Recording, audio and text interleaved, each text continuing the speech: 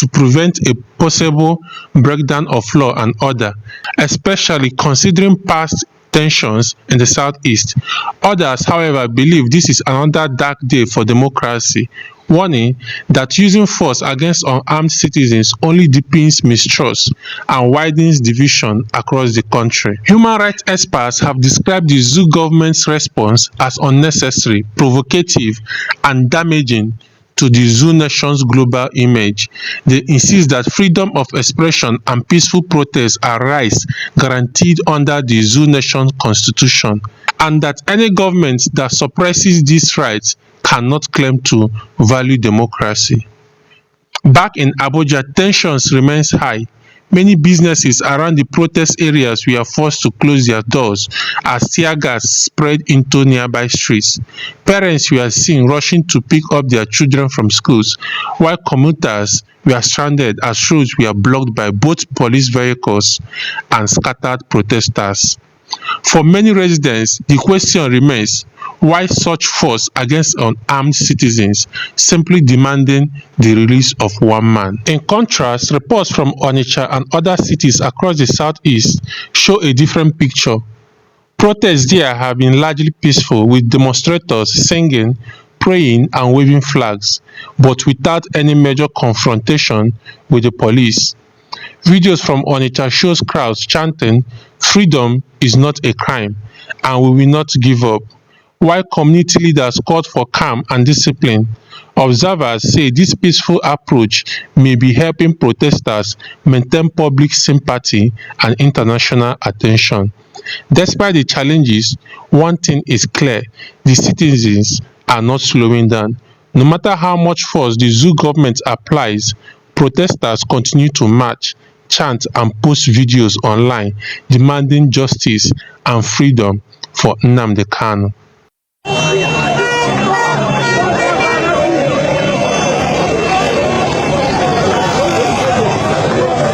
This is Bridgehead Onitsha. There's a stand-up here today. They converged here protesting for the incarceration of our director, Mazi Nnamdi Kanu. We say no Biafra, no peace in this zoological republic of Sureria. We are here saying that we are tired of Nigeria. We want to go to our fatherland. That is Biafra. That is Biafra. We want Biafra. We are tired of Nigeria. We are tired of the marginalization. We are tired of the killings. We are tired of whatever they are doing to us. We want Biafra. All we want is Biafra.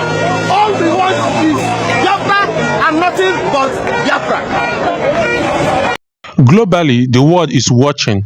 International human rights organizations and foreign observers are said to be monitoring the events closely, warning that the zoo nation's handling of the protests could influence its future diplomatic image and internal stability. Many analysts say what happened in Abuja today could mark a defining moment for the zoo nation's democracy, a test of whether the zoo government will choose dialogue over intimidation, reform over repression, and democracy over dictatorship. For now, the situation remains tense. The streets of Abuja are quiet but uneasy as both protesters and security operatives watch each other cautiously. Meanwhile, in Onitsha and other cities, demonstrations continue peacefully, but the message remains the same: free Nnamdi Kanu now. What happened in Abuja today is more than just a protest. It is a reflection of a country struggling between freedom and fear. A democracy that uses guns against wars cannot claim to be free. So today, we leave you with these questions. How can a government claim to protect democracy while suppressing peaceful voices? Who benefits when peaceful protesters are met with tear gas instead of dialogue? And what message is the zoo nation sending to the world that speaking up is a crime? The people are watching, the world is listening, and history is taking notes. And this is where we end it for today's update. Don't forget to like, Share and subscribe to 24/7 News Buzz for more real stories the mainstream media won't show you. Until next time, stay safe, stay informed.